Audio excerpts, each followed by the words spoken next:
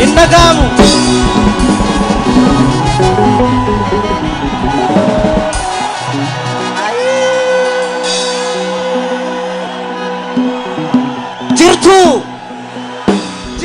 አሁን ያለንበት ነባራዊ ሁኔታ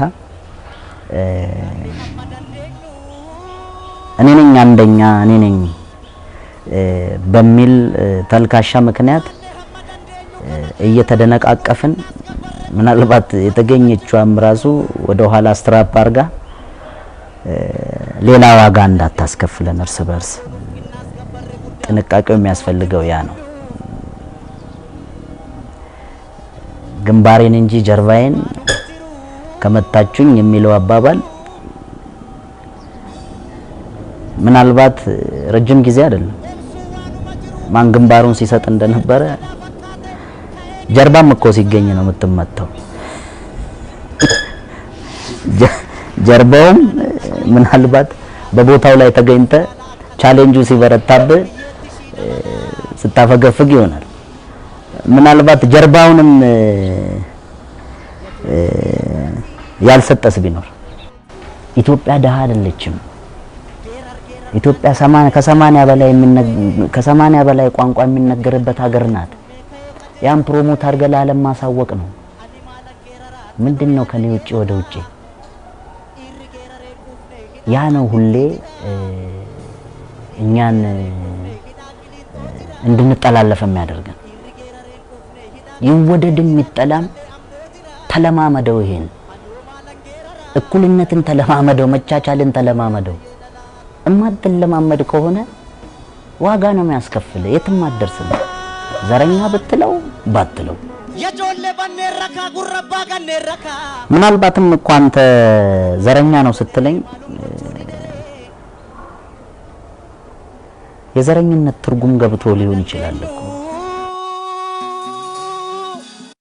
ዘረኛ ነው ብለህ ስትለኝ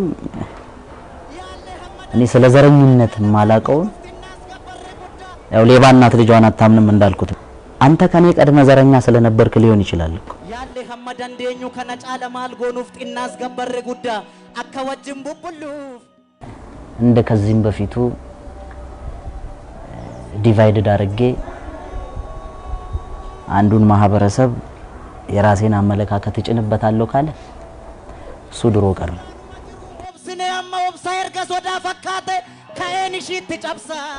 ለሀገር የሚያስብ ሰው ለእኩልነት የሚያስብ ሰው ስፔሻሊ ሀገር እንደ ሀገር እንድትቀጥል የሚያስብ ሰው እንደዚህ አይነት ነገሮችን ባያስበው መልካም ነው። እንደ ጉድለት ባልቆጥረውም የዶክተር አብይ መንግስት በኢትዮጵያ ውስጥ ከዚህም በፊት ያልተሞከረውን ነገር ነው የሞከረው። ይሄ ማለት ቅድም እንዳልኩ ኮሽ ባለ ቁጥር ሰው አለመግደል፣ ሰው መብቱን ጠየቀ ተብሎ ወቅቱ አለመግደል፣ ከአግባብ ውጪ አለማሰር፣ በፍርደ ገምድል አለማሰር፣ እስር ቤት ሰውን አለማጠራቀም፣ ይሄን ነገር ነው ያላረጉት። ለረጅም ጊዜ ግን ይሄ ነበር ሲሆን የነበረው። ያን እንደ ጉድለት አልቆጥረውም እኔ።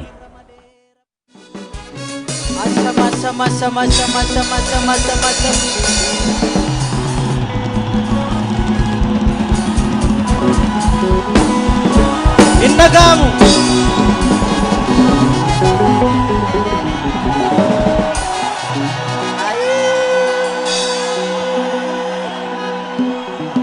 jirtu